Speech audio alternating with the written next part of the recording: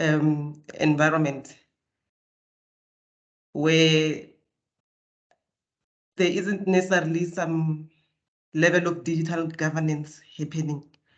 It's more external people coming into communities, villages, and imposing what they think should happen. So in today's presentation or talk, I want to present a different thinking based on my experience. And my experience says that currently, when we are engaging in digital transformation and working with communities, it's more of ICT for deep practitioners and government imposing their views on society, and also seeing our society or communities as beneficiaries that don't have a sense of agency.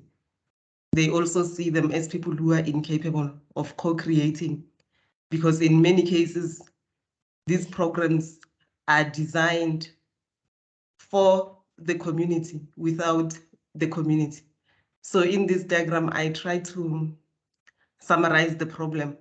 So outside where it says current thinking, it's everyone who's not from the community coming in with their digital solutions and thinking and expecting these people here to engage and do something with these imposed technologies.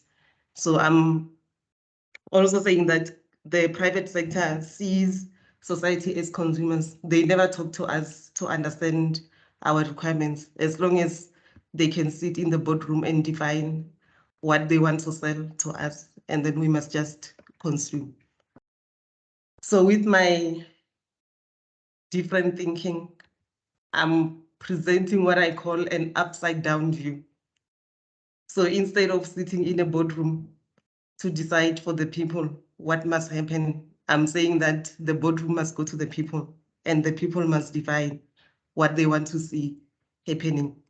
So this upside down view sees digital governance from the village perspective. And that perspective says that people are capable of co-creating, people are capable of defining what they want to see happening, because they do have agency. If you look around our communities, they've got assets, they've got property, they've got things that they've created themselves. It is not government that went to the people and say, build a house or have a livestock, but the people decided that that's what they want to have. So my argument is that why do we have to take a different approach with technology? What is so special about technology that the people cannot define it and lead, their own digital transformation? So this picture is actually from the internet, but it's a real picture. There is an upside down view somewhere in Gauteng. If you're interested, you can also go there to experience it. So what drives this community level digital governance is the lessons from Sankofa. So generally, I'm inspired by Sankofa, which says that we can always look back into the past to build the future. And I'm driven by the principles of Gujichagulia, which says that we've got the right to define who we are. We've got the right to create for ourselves. And I'm saying that as we define ourselves and as we learn from the past, we can do so by applying the philosophy of Mandwan, which is learning by doing. And this philosophy is something that was practiced by the Balobedu people. They still practice it, but not like the way they did in the past. So before Western education, Balobedu people did not take, obviously there was no school as in the classroom, but they had their own ways of learning and teaching their children to become active members of the society. So in this picture, the black and white, it was taken in the 1930s, Balobedu children playing Mandwane, and they were playing with the real artifacts of, the household, the pots and everything that you needed to run your household. The colorful one was taken last year. it's still in the same environment of the Balobedu children playing Mandwane. But what you see in 2021 is that the children are not using the cultural artifacts because society is changing. So they are no longer playing with the tools that their grandparents played with. In the picture, you can see KFC, you can see a white doll. You don't have technology, but you can also have technology there where the children are playing Mandwane, exploring digital transformation. So I ground my work in this philosophy of Mandwane, and I will share with you how I do that. So the application of Mandwane is in Mamaila, which is in Limpopo, and the tribe is the Balobedu tribe. I come from there, so I am a Balobedu person. So I'm just sharing with you the digital ecosystem, which is still at an infancy stage.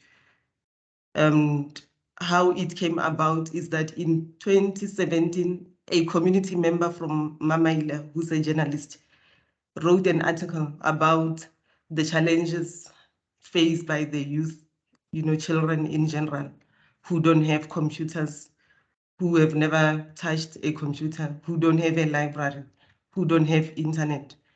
And I happened to see that article on Facebook. So during that period, I was also trying to figure out my topic for the PhD. So as much as this case study that I'm presenting to you is not about my PhD, it is something that is driven by the work that I do as a student at Wits. So I realized that I've got access to the ecosystem. I can be in a position to work with the community to solve the problems that the journalist highlighted. So I started to embark on that journey as I was doing my PhD.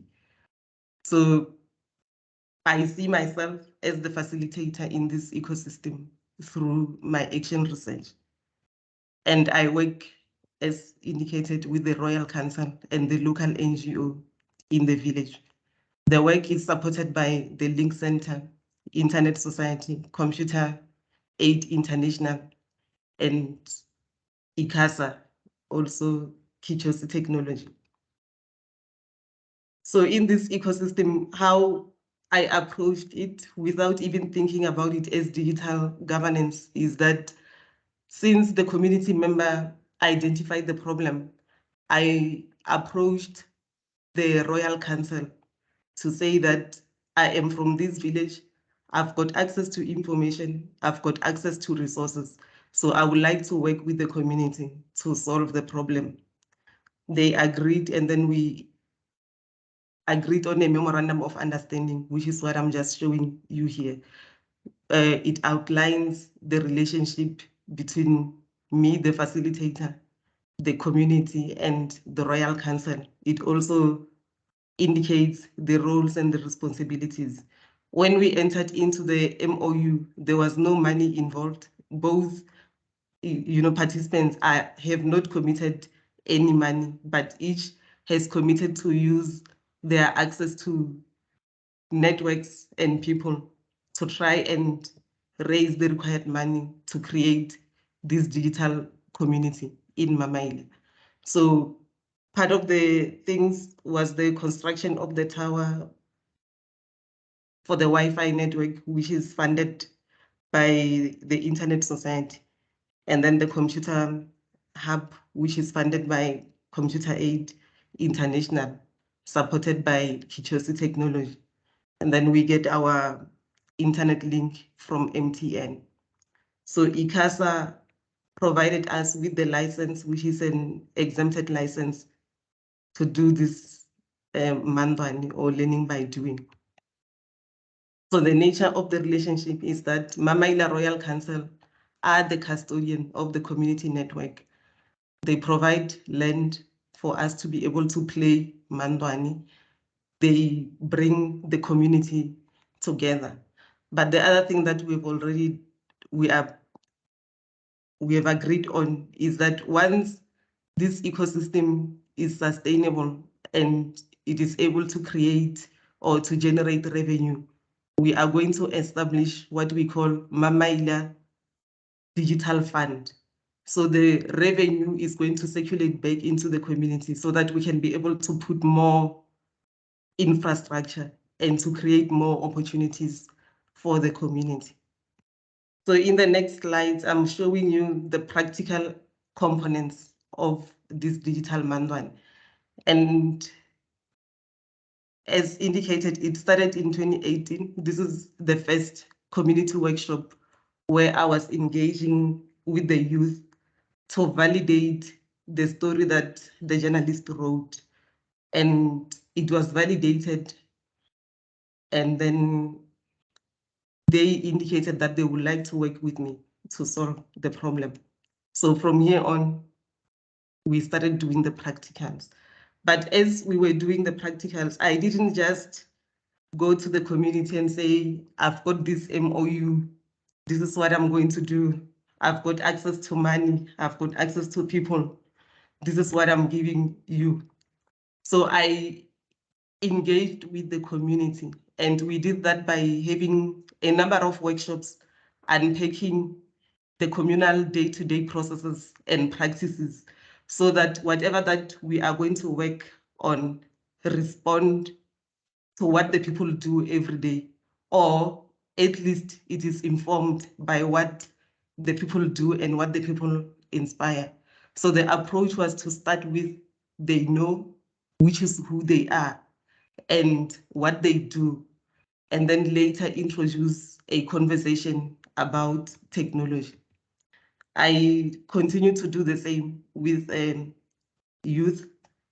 I've got a group of youth that I work with in this journey, and just to try to understand their aspirations and how they think they can contribute in the ecosystem. So this is the co-creating process, which includes young and old people. Here they were testing the community app, which was defined by them in terms of the functionality and designed with the support of the people that you saw in the previous slide, the young people that I work with. So this is the land that I call the source of the internet, doing more with less. When you look at this, it does look like Mandwan. It's not a nice or fancy process that we are following, because I don't think modern urban ISP people can construct a Wi-Fi network the way community members here are doing. But we just wanted to illustrate that sometimes it's not about having the fancy things. It's about what you want to achieve and having the support. These are people from the community who were supporting the process.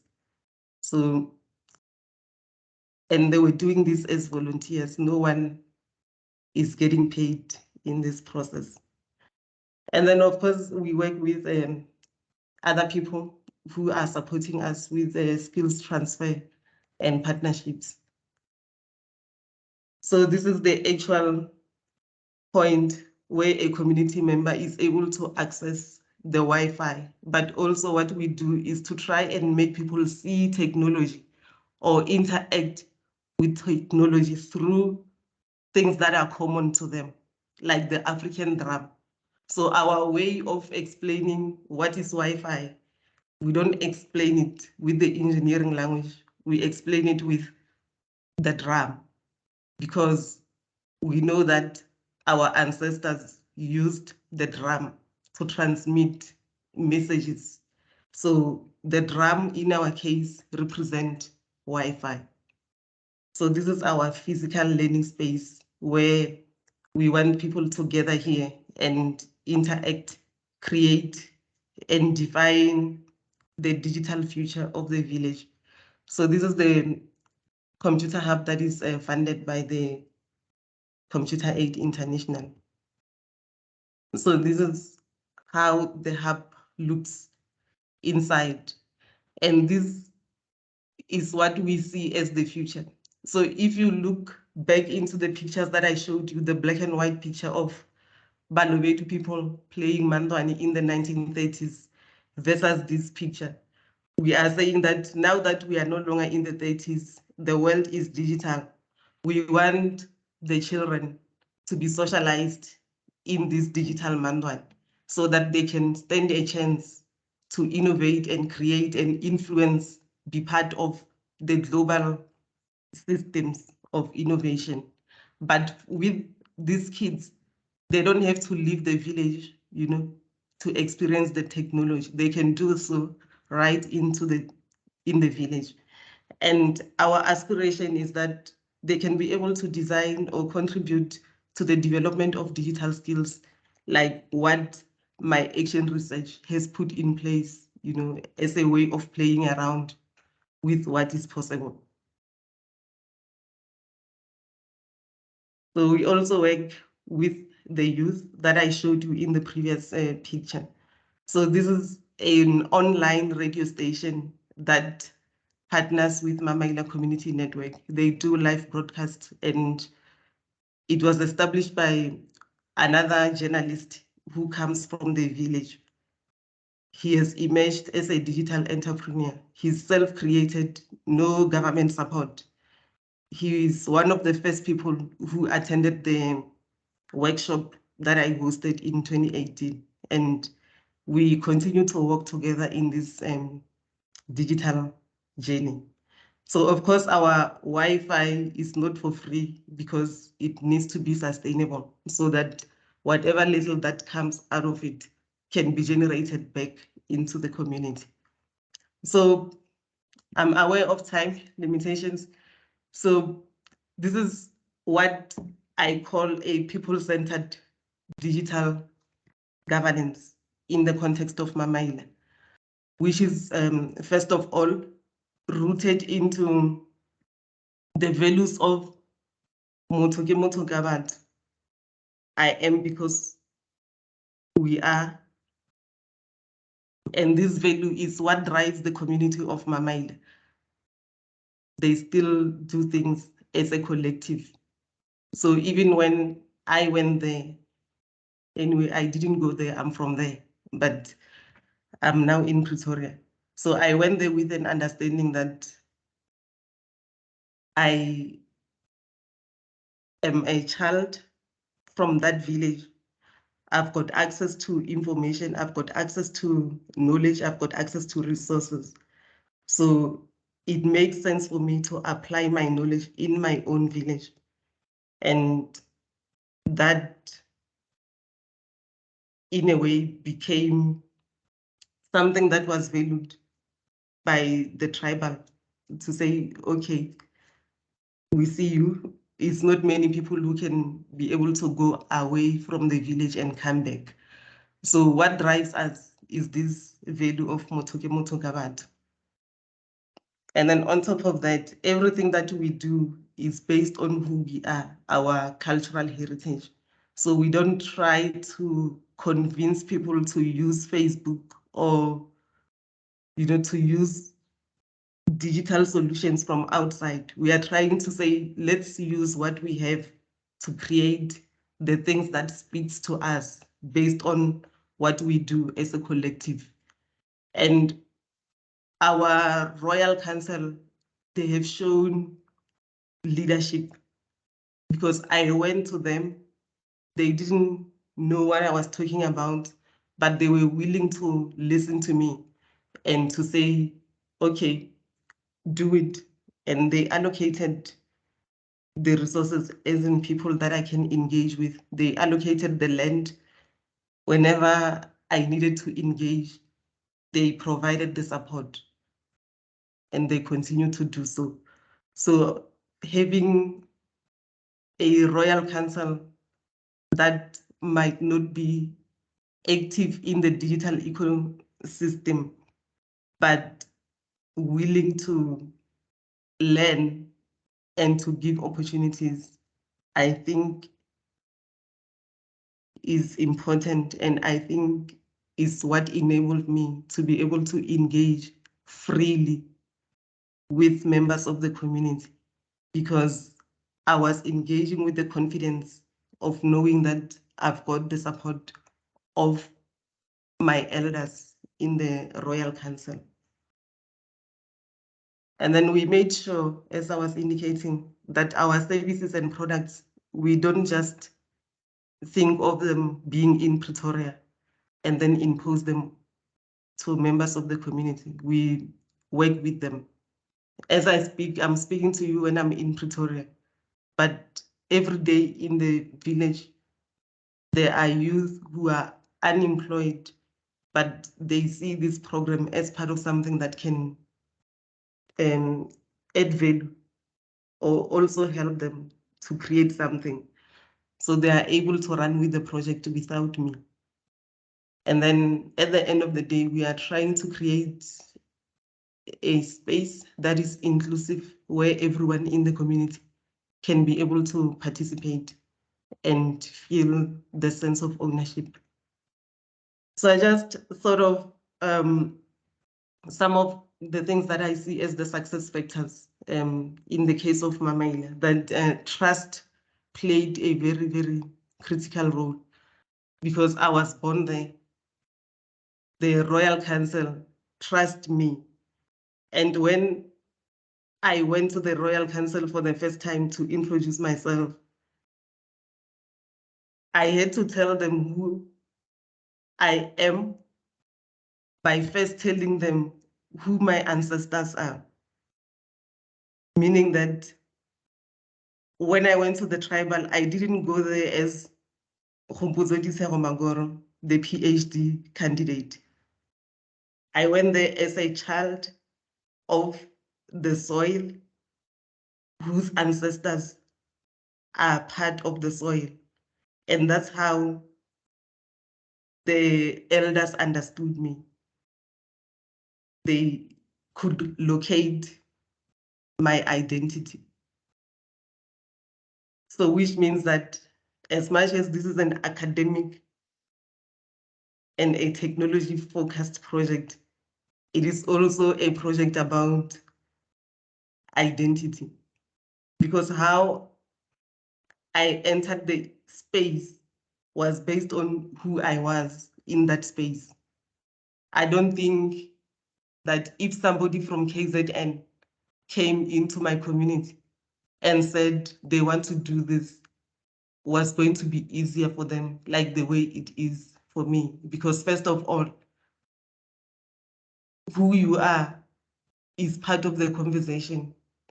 So if we cannot locate who you are and your identity, you have a lot of work to do to convince us so that we can be able to trust you. So trust is an important aspect in digital governance. And then protocol also. The ability to understand the environment and see who are the stakeholders and how the information flows in that specific environment. Who do you talk to if you want to unlock certain things? It's important. So it's not about the fact that you were able to raise 3 million. Therefore, now you can just walk into the village and do what you want because you've got access to money. But it's understanding your environment and how things work in the environment. Also, the ability to respect the local ways of being, doing, and knowing. In this process, I was guided by people who have never been to vets or people who have never spoken the language of digital transformation. But when we were designing the apps, they were telling me how they want to see things happening. And they were telling me how the governance of the app must be. So meaning that they don't have to be technologists to know what needs to work for them. But the one who's a technologist must have the ability to listen to the people. So these are the 4 key things that I think enabled the case study to unfold. But of course, you will see that in the case study, there's systems thinking. We don't just think about infrastructure and say we have done infrastructure. We're thinking about a system that depends on all components to work together. Storytelling, teamwork, to be inclusive. Don't look at a community member and say this one cannot speak English, therefore they can't tell me anything. We include everyone. We listen with the local language, and then we make everyone to feel that they've got something to contribute. In the process, it doesn't look, it's not like there was no, or there are no failures. There are failures, there are lessons learned, but we take those lessons and then work on them. Talk to people, we get guidance. So next steps, we are building more capabilities. We are growing the ecosystem, but we want to consolidate the vision and to redefine the digital strategy of that community, because it started as an action research, small, but now it is growing. And as it grows, we need more people to take responsibility in that space. So in the coming weeks, we will be having digital leadership trainings and roundtable discussion about rural connectivity, so that more people in that environment can start to shape and add more to the digital governance of what we have created. Thank you.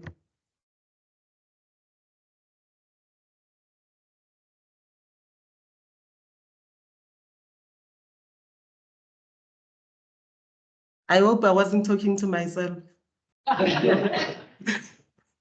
Thank you very much, Kgopotso. You were definitely not talking to yourself. We were here listening, taking notes. Thank you very much for your presentation.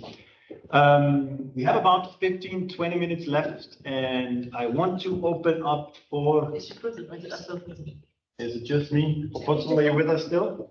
The cursor on Geshi's laptop. No? Or put the audio on the other one, so mine off. Because if she's not, oh no, she's frozen everywhere. Can others hear us though? Are we the ones who are frozen? We can hear you, Geji. Oh, you can hear us. Oh, okay, so the channel was frozen. She is frozen on my screen as well, so I think it's just at her end. Okay, let's just give her a minute to Unfreeze. unfreeze. Defreeze. Okay. Can you hear me? Yes, we hear you. Are you? Yes, I can also hear you.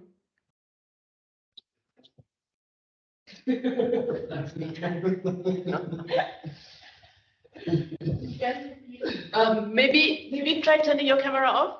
Okay, no, you're back. You're back. It's all good. Kgopotso, do you hear us? Frozen again. Yes, I can hear you. Maybe turn off your camera just to make sure we have sufficient bandwidth, because your image is frozen. My camera is off. Oh, okay, good. Mm. Okay, so let's proceed. As I said, I want to open up for questions, for comments. I suggest everyone raise their hand if you want to say something, whether it's a virtual hand or a physical hand for those of you who are in this room. Raise your hand if you have a question or a comment, something, a reflection. And I think we'll probably take like 2 or 3 comments at a time. So go ahead. I've got a physical hand. You have a physical hand, Geshe, go ahead. Okay, there's a virtual hand as well. Okay, let's start with the physical one. The physical one, okay. Yeah. All right, cool. So thank you so much for this presentation, Kgopotso. I'm really sort of inspired by it, and particularly with the, your starting point and these principles that were clear, I think, throughout your presentation. So maybe a comment and then a question that will sound like a comment, but it's a question. So the comment is that I really appreciate how you're evoking a different centering of what can inform research. So your ideas of Sankofa and Sangulia and Mandwane as alternative starting points. And what I like about that is not just that it's not traditionalist in the sense that it's not just saying we can look backwards to find answers, but that we can look deeper, backward, forward to find and valorize other ways of thinking and knowing. And I think that's something I really appreciate. And thank you so much. Technological change in ways that are relevant. So thank you so much for centering that. The question, which is going to sound a bit like a comment, I had actually written frugality, and you talk about frugal innovation as one of the principles you're using. And it got me thinking, in the innovation space, we talk about frugal innovation. And you then wonder, so what's the opposite of frugal innovation? And why is frugality the thing that is, should there be innovation that's not frugal? Because what would be the opposite of frugal innovation? Innovation that's extravagant and uses resources. Because you said we should use the things we have to create the things we need. That seems to be what any innovation ought to be doing. So in a way, I'm making a comment about questioning the term frugal innovation, and I'm wondering whether you have any view on that. And I'm actually going to go to look to the literature to see if anybody questions it, because why do we label the thing that perhaps ought to be the norm and not the alternative to that, which appears to be, I think, the commodified, accepted approach to innovation, which is something other than frugal. So just a comment / question on that one. Okay, thanks for that, Keshi. We have a virtual hand. Eva, that's one of your associates. Welcome, Eva. Eva. Thanks, Keshi. I have and so first of all, thank you so much. I was also super inspired specifically by your metaphors and actually the images that you were referring to. So maybe with Mandwane, with Kujichagulia, or with Sankofa, because I think it's also very telling. A question I would have is actually around the relationship that you have with external partners and external actors. So you stress upon the fact that we needed to build trust in order for the project to make sense for people that are on site, for the imaginaries to be respected, and for solutions to actually be nurtured from start to finish by the local community. Now, that does speak to the need, obviously, for funding, and so you're referring to different partners, economic partners that you had that enable you to fund some of your different activities. But I actually want to ask you a question specific to the diaspora or other actors that are still African actors in Africa, but might not be from the community. Did you have particular items of ways to make sure that those actors that do look like you, but are not exactly like you, can actually also either contribute or whose knowledge you can actually make use of? Thanks for that. Let's take one more question. I think, Nancy, you had a question? Yes.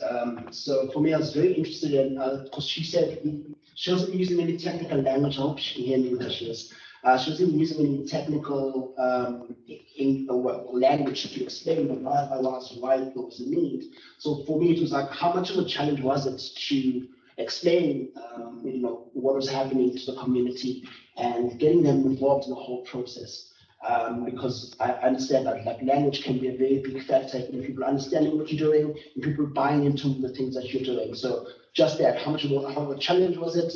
And did you get any people to explain the very technical ideas? If that all should explain those technical ideas. Okay, thanks for that. So 3 questions. There was a question about frugality, second question about external partners and actors, and then this last question about language and communication and potential language barriers around technology. Kgopotso, do you want to respond to some questions? Yeah, I'll start with the last one, the language issue. So what made it easy is that I was born in that village. I speak the language. I didn't have to speak or explain things in English. But I also use a lot of proverbs. So for them to understand, okay, why are you here? Why didn't you go to Mpumalanga, for example? So there's a specific proverb that I use, and then they respond to the proverb. They also speak to me with proverbs, because that is part of our way of speaking. And then I also spoke about the drum, the African drum. So to explain what is internet, what is Wi-Fi, I did that using the drum to say that in the past, people wanted people together. They will beat a specific drum, it will transmit a specific message. And then if it was a message of sorrow, the drum will transmit a sound that tell people that there's a funeral. And then there was a sound for a wedding. So that's how, the conversation started. But also we created digital characters, or what I call cartoons, which looked like certain people in the community. And those were distributing the message in the local language. So you are correct, language is important. But my advantage is that I'm from that village. So when I'm there, I don't speak English, we speak in the language.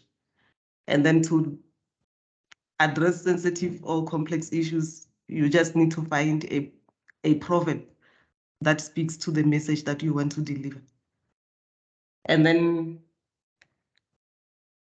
contribution from other people who look like me, funding. So I belong to a movement called Community Networks in Africa. So it's people from all over Africa. We gather, we talk about connecting the unconnected. And that's where I got to connect with people who connected me to the resources that I needed. So I believe that if it wasn't for that community networks in Africa, I wouldn't be in a position to do what I'm doing, because all this work is not funded by the South African money. It's money from outside. And I didn't actually write proposals for this work to happen. It was just a matter of somebody telling somebody about me, and then people putting in their resources. So the question about innovation, unfortunately, it's a matter of, it's a mindset issue, because we think that anything that is expensive and fancy is the one that makes sense. So a big part of what I do is mind mobilization, something that was coined by Matsubo Kumban, who used the same methodology in the water sector, but she applied it for water resources management and food security. So that's where I learned about doing more with less. So what you need to do is to take or remove money from the conversation and make people believe that even with what is available in the local area, they can still achieve what they want to achieve. So the problem is that because, as you have said, it is about profit, it's about, if I sell you this iPhone, I'm gonna get more money. But you don't have to sell me an iPhone. You can still sell me a phone that I can use to do what I want to do. But we have attached meaning to labels and how much it costs. So it's a mindset thing that we need to deal with. I'm not sure if I'm answering you, but yeah. No, thanks for that. We have 5 minutes left, so if there are 1 or 2 more questions, just checking around the room. Yes, Lucy, please. I could perhaps, just because time is short, make a very quick comment. And that is that beyond the particular example or case, of which it's only one of many cases on the continent, this gives us insight into alternative ideas about universal access and service. And I know that Kgopotso is writing about that. Not only is thinking about innovation very narrow-minded, as Getchi's question exposes, but thinking about regulation is also very narrow-minded. That, we can only, in order to provide universal access and service, we have to reproduce the kind of network environment or the kind of digital ecosystem that we see in urban areas where there are relatively higher levels of household income and flows of money. And what I think Kgopotso's research reveals is that that is a lie. It is not true that universal access and service regulation can itself be built on alternative ways of thinking. Thank you. No, thanks for that comment, Lucy. We do have 3 minutes, and I will abuse my role as chair and ask one question myself.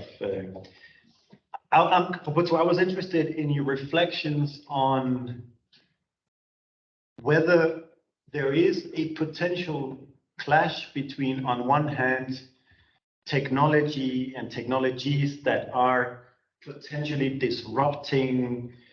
We know technology can change power structures. So on one hand, we are dealing with something that potentially can change relationships, power relationships.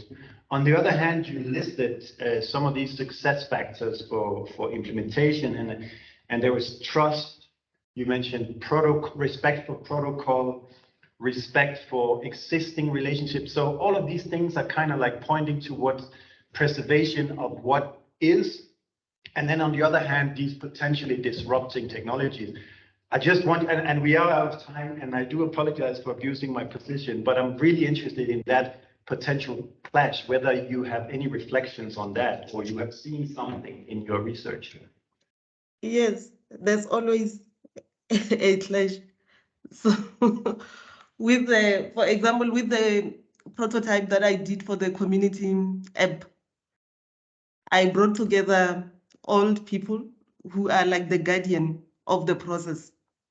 And the process itself, it's very sensitive, it's triggered by death.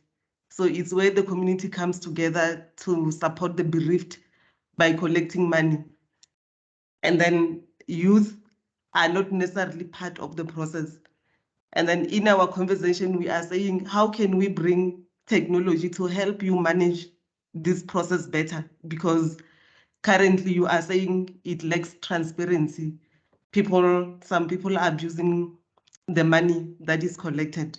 So when I brought in the youth into the conversation, there was tension because all people felt, but we don't know technology. It means we are going to rely on the youth, and the youth are going to scam us with this technology. And then on the other hand, the youth were saying, but why do you want us to discuss technology with all people? And do you see them? They don't want to tell us more information about this Leola process because they use it to retain their power. So there are those intergenerational dynamics, which at the end of the day, how I saw it, I saw that maybe technology can actually not drift them apart, but bring them together. But again, it's going to be ongoing change management conversations and building the trust. I've also seen that in that community, there is access to external digital solutions like online gambling. So you actually have people in the community who are now spending their money gambling online. So it's bringing more problems in the community. So we need to find ways of balancing the good of technology and the disruption that comes with technology. Okay, we are out of time, unfortunately, so we need to wrap up here. Kgopotso, thank you so much for your presentation.